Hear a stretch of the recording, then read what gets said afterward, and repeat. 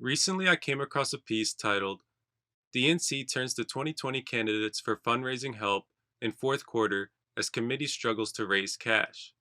Specifically, as the author of the piece explained, the Democratic National Committee, which is struggling to keep up with its Republican counterparts' fundraising pace, is turning to 2020 presidential candidates for help raising cash in the pivotal fourth quarter.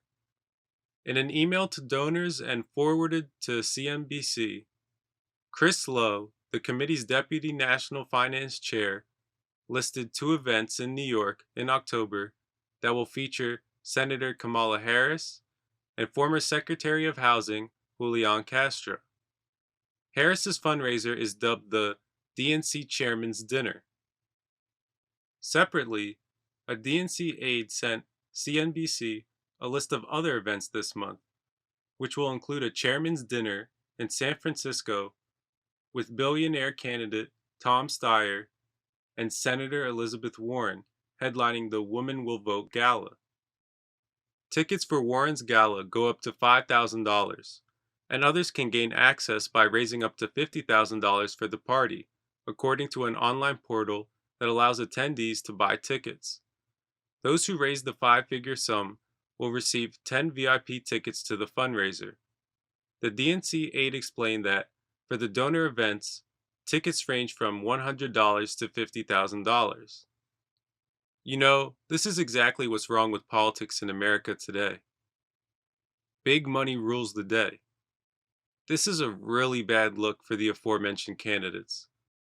Politics should be about the people, and candidates and parties should be funded solely by the people in a grassroots way, because we know what big money in politics has done to our political system.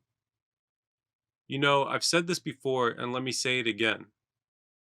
Money in politics is one of the biggest issues we face in America today. It has made it so the wealthy can buy politicians and elections. And unfortunately, they do. A lot. For instance, did you know that there was $3.4 billion in lobbying spending in 2018? The wealthy try to buy influence with their money, and far too often, they are successful. In fact, we learned from a Princeton study that the desires of average Americans have virtually no impact on whether or not a policy is enacted. Meanwhile, we learned that the desires of the wealthy do have a direct impact on whether or not a policy is enacted. To exemplify, according to the study, ideally, if 0% of people wanted a policy to be enacted, it'd have a 0% chance of getting enacted. If 40% wanted a policy to be enacted, it'd have a 40% chance of being enacted, and so on and so on. So the resulting line, when charted out, ideally would move in an upward right direction. But the line of the average Americans does not do that. In fact, the line hardly deviates at all. In truth, according to the study, the desires of average Americans have virtually no impact on whether or not a policy is enacted.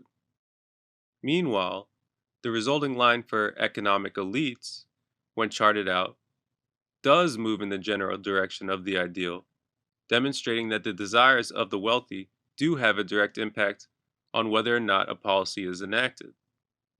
And I think there is no greater demonstration of this, the power of money in politics, than the gross levels of income and wealth inequality in this country.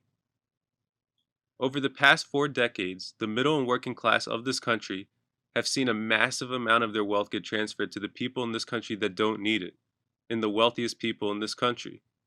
And it isn't right. And unfortunately, people are really struggling as a result. We need to get money out of politics, and we need to create a government that works for all of us and not just the wealthy.